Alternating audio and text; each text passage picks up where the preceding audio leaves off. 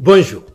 Une des façons les plus efficaces de manipuler quelqu'un, c'est de le placer sur un piédestal avec des compliments bien calibrés et ce d'autant plus que les dits compliments ne sont pas mérités. Le récipiendaire, flatté dans son orgueil et désireux de conserver son nouveau statut valorisant, sera alors plus susceptible de faire les choses que l'on souhaite. Quand votre conjointe commence une phrase par « toi qui es fort, toi qui es grand, toi qui es patient », vous pouvez être sûr que vous allez vous retrouver dans les minutes qui suivent à accomplir une corvée dont vous vous seriez bien passé. Mais cette technique peut aussi, à l'inverse, être utilisé pour pousser à l'inaction ou limiter la marge de manœuvre en vantant le sens de l'honneur de la cible de façon à s'assurer que pour se conformer au reflet flatteur qu'on lui renvoie d'elle-même, elle fera montre d'une noble tolérance et n'utilisera pas d'armes qui la déshonoreraient alors que vous restez libre de les utiliser contre elle. C'est terriblement efficace et le système fait exactement ça avec les fameuses valeurs qu'on peut résumer à laisse-toi envahir et ferme ta gueule sinon t'es raciste qu'on nous administre depuis le berceau à l'intraveineuse et à un suppositoire et qui font que tout imbu de cette supériorité morale qu'on nous a vendue, qui nous rend vulnérables en nous dissuadant de tout effort pour nous améliorer et sans laquelle il ne saurait y avoir de culpabilité expiatoire, on arrive dans un combat de rue en s'interdisant de frapper au visage et dans les parties génitales, alors qu'en face, non seulement on ne va pas se priver, mais on sortira tranquillement de sa poche un opinel ou un couteau de cuisine avec, selon qu'il s'agisse d'un antifa ou d'un islamiste, le Tché ou Allahu Akbar engravé sur le manche. Donc je sous-entends bien sûr que les antifas qui n'écrivent pas dessus Che Guevara en intégralité auraient un manche plus petit que la moyenne, même si ça pourrait expliquer leur agressivité chronique. Dans un combat de rue, et c'est ce vers quoi nous mènent nos élites si on n'arrive pas à canaliser vers eux les frustrations qu'ils cultivent dans la population, dans un combat de rue donc, il n'y a par définition pas de règles. Et celui qui par orgueil s'en impose se bat au final avec une main attachée dans le dos et finira par se faire carrer son honneur bien profond dans un orifice quelconque avant qu'il ne soit recyclé sous forme d'épitaphe sur sa pierre tombale et montrer un exemple à tous ceux qui n'ont toujours rien compris et qu'on encouragera à suivre. Raison pour laquelle le système a encensé Beltrame. Le sentiment orgueilleux de valoir mieux que les autres, qui est au cœur même de toutes ces idéologies du nombril qui déconstruisent la société et qui poussent la gauche au paternalisme et la droite à récuser une violence qui la rabaisserait, ne fait illusion que face à des gens préconditionnés et tant qu'un semblant de civilisation et une protection policière efficace force les règles du jeu. Mais quand cette civilisation se délite, face à la réalité et à des gens qui n'ont pas subi le même conditionnement, on constate vite que la supériorité d'un groupe sur un autre ou d'un individu sur un autre ne peut être que factuelle et certainement pas morale.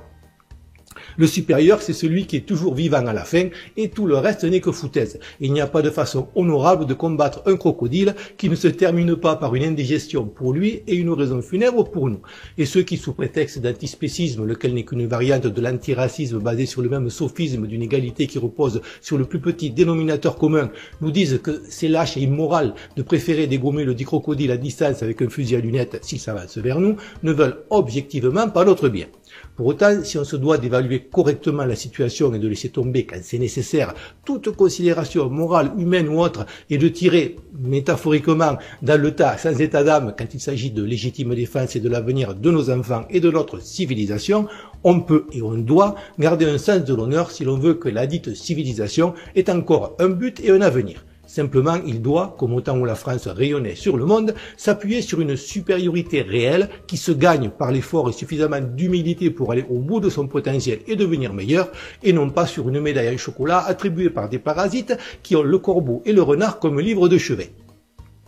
Tout flatteur vieux dépend de celui qui l'écoute et pour les compliments comme pour le reste, en général et malheureusement pour l'humanité, quand c'est gratuit, c'est juste qu'on n'a pas encore payé. La différence donc entre l'être civilisé et la racaille ou le gaucho nombriliste, c'est que le premier essaiera de s'élever en accroissant ses compétences et son savoir, alors que l'autre aura recours à la violence systématique et à la destruction pour tirer tout ce qui l'entoure vers le bas sur le seul terrain où il a l'avantage. Pour s'élever et élever la société, même s'il ne faut pas être naïf au point de ne pas rendre les coups quand on est attaqué, il est donc toujours préférable de travailler à devenir meilleur plutôt que de tomber dans la facilité en essayant d'entrée de jeu d'éliminer un par un tous ses concurrents. Autant dire que ce n'est pas ce qui se passe en politique ce qui explique grandement le déclin de notre civilisation. Donc, au nom des soi-disant valeurs de la République, on se retrouve à accepter comme normal de ne pas s'abaisser à se défendre par la violence contre les pauvres victimes de notre supériorité qui nous agressent, même si c'est le seul langage qu'elles comprennent. De la même façon, au lieu de ressortir la guillotine du placard, on va attendre tranquillement les prochaines élections comme des gens civilisés. On est trop bien pour se salir les mains et trop bien pour se laisser aller à ces quelques ismes et ces quelques phobes qu'on accole à toute tentative de décrire la réalité. Le système n'a pas peur de ceux qui traînent derrière eux les boulets de l'honorabilité et de la bien-pensance, mais trimballer des démeutes dans les quartiers sensibles qui n'ont pas ce handicap et qu'il n'arrivera certainement pas à contenir avec les quelques CRS d'ordinaire utilisés comme chiens de berger pour conduire un troupeau entier de moutons qui les surpasse pourtant largement en nombre. Dans le cas de figure où il n'arriverait pas à nous pousser à la guerre civile et à régler le problème à sa place pendant qu'il compte les points, il lui faudra alors probablement aligner autant de CRS que de manifestants, d'autant plus que le poulet grillé façon Molotov, contrairement au pied de Weinstein pané, ne contient pas de porc et sous réserve d'abattage rituel, a vocation à être halal. En dehors de ces fameuses valeurs dont ceux qui les prêchent seraient bien en peine de donner la liste, une autre variante pour nous conduire à nous auto-désarmer est de nous pousser à défendre un absolu comme la vérité ou la neutralité, lesquels, hors d'atteinte de l'humain, sont autant de pièges pour le manipuler. Il est facile alors de lui reprocher de ne pas détenir la vérité ou de ne pas être neutre en omettant de préciser que ce n'est pas possible et qu'on ne l'est pas non plus. Pour ma part, je n'ai jamais prétendu être neutre, car je défends un pays et une civilisation que je crois indispensable pour que l'humanité conserve une petite chance d'avoir encore un avenir. Alors non, je ne suis pas neutre. En revanche, j'essaie d'être logique et cohérent et de garder le souci du bien commun à longue échéance. Mais ce serait nier dangereusement la réalité que d'occulter le caractère multidimensionnel des combats à mener, et sans tomber pour autant dans le piège de se laisser entraîner à leur niveau, il est parfois nécessaire d'adopter des positionnements tactiques, et tout en développant en revanche rigoureusement notre pensée sur la raison, la logique et l'évidence, de parfois utiliser les mêmes méthodes que nos adversaires à ce qui concerne non pas les idées, généralement ils n'ont que des opinions, mais le cirque médiatique, arène dans laquelle on hélas majoritairement lieu les combats. Tout ce qui peut nuire aux 10 adversaires est a priori positif et peut être utilisé. Je ne vais pas moi-même inventer un mensonge, l'absurdité des comportements du camp d'en face me donnant déjà suffisamment de munitions. Mais je ne vais certainement pas gaspiller même une seconde de ma vie à vérifier ou débunker quoi que ce soit de nature à nuire au système, lequel lui a bien compris l'adage, dénigrer, il en restera toujours quelque chose. Tous ces débunkers sur le net qui passent leur temps à traquer les complots et à tenter de dédouaner le dit système sans jamais débunker les versions officielles, le tout au nom de la vérité, sont soit très naïfs, soit ont clairement choisi leur camp. Il faut bien comprendre que la chose fondamentale qu'il y a en commun chez tous les complotistes, même ceux qui défendent des choses qui peuvent sembler abracadabrantes à certains, c'est qu'ils ont tous compris non seulement qu'on ne peut pas faire confiance au système, mais déjà à la base qu'il y a un système, chose dont beaucoup de gens n'ont même pas conscience. C'est pour cela que la lutte contre le complotisme est aussi acharnée et absolument pas au nom d'une quête futile de la vérité. On ne cherche pas à combattre les fake news, mais simplement à en avoir le monopole. En outre, comment peut-on à la fois vendre le concept de démocratie et en même temps penser que des gens qui sont théoriquement capables de voter en conscience sont en revanche incapables de faire la part des choses face à de simples vidéos et doivent être protégés. De la Terre plate aux reptiliens en passant par le 11 septembre, les chemtrails, les interrogations sur la Lune, les vaccins ou l'énergie libre, ceux qui s'interrogent, généralement s'ils sont cohérents, ne votent pas Macron. Et outre le fait qu'à titre personnel je partage certaines de ces interrogations, ça me fait dans tous les cas des alliés objectifs qu'il convient de traiter avec respect et bienveillance.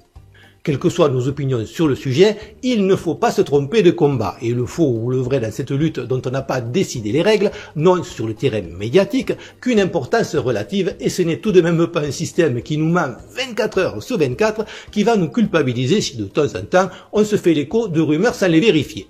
L'enjeu du combat sur ce terrain n'a jamais été la vérité, mais la perception de l'opinion. Et si Al Macron, faute de pouvoir cette fois utiliser la fraude fiscale, doit sa chute à une rumeur quelconque, qui de toute façon, vraie ou fausse, ne sera que la dernière goutte d'eau dans un vase qu'il aura rempli lui-même, où est le problème? À moins bien sûr qu'on soit au-dessus de ça au nom des valeurs de la République. République qui, de son côté, si elle est prompte à donner des leçons, ne se gêne pas pour taper sous la ceinture, sachant qu'elle a quasiment inventé les fake news. Si Si l'on considère que, contrairement à Macron, lequel a récemment adoubé l'imposteur Mélenchon et s'est décrété ennemi des populistes, Macron, dont les insultes régulières à notre égard sont filmées, documentées et avérées, Marie-Antoinette n'a jamais dit « ils n'ont plus de pain, qu'ils mangent des brioches ». Petite phrase qui a largement contribué, comble de l'ironie, à ce que sa tête se retrouve dans une panière. Il ne faut donc pas désespérer. Comme promis dans ma dernière vidéo, vous avez désormais un encart sur la page d'accueil de la chaîne intitulé « Les chaînes des abonnés » afin de faire la promotion de vos chaînes et d'aider ceux qui veulent se lancer. Dans la mesure de mon audience, quand même moins élevée que si je parlais des sujets vraiment importants qui intéressent les gens, comme des chats sur un skateboard ou des extractions de comédons. Si vous voulez y figurer, ou à l'inverse ne plus y figurer, indiquez-le moi dans les commentaires. Cette chaîne n'est pas monétisée, je ne vends rien et je fais ce que je peux dans la limite d'un temps qui m'est compté et souvent au détriment d'autres choses pour développer, tant qu'on me laisse faire, un discours de la seule prétention est d'être logique, honnête et argumenté. Je n'ai pas la prétention de détenir la vérité et je suis toujours heureux quand je peux enrichir ma réflexion d'éléments qui m'avaient échappé, peu importe qu'ils aillent dans mon sens ou non, donc n'hésitez pas à utiliser les commentaires. Merci pour vos encouragements, merci à tous ceux qui likent et merci pour vos partages souvent courageux qui sont le moteur de cette chaîne et sa seule chance de toucher un public plus large. Avec l'arrêt de YouTube, je n'avais plus que BitChute comme chaîne secondaire, ce qui me mettait dans une position délicate. Je vous annonce donc, et ça m'a pris pas mal de temps, que j'ai également copié mes vidéos sur la toute nouvelle plateforme américaine Real Video, axée sur la liberté d'expression, dont je vous mets le lien dans la description, en espérant qu'il tienne plus longtemps. Merci encore à tous et à bientôt, j'espère.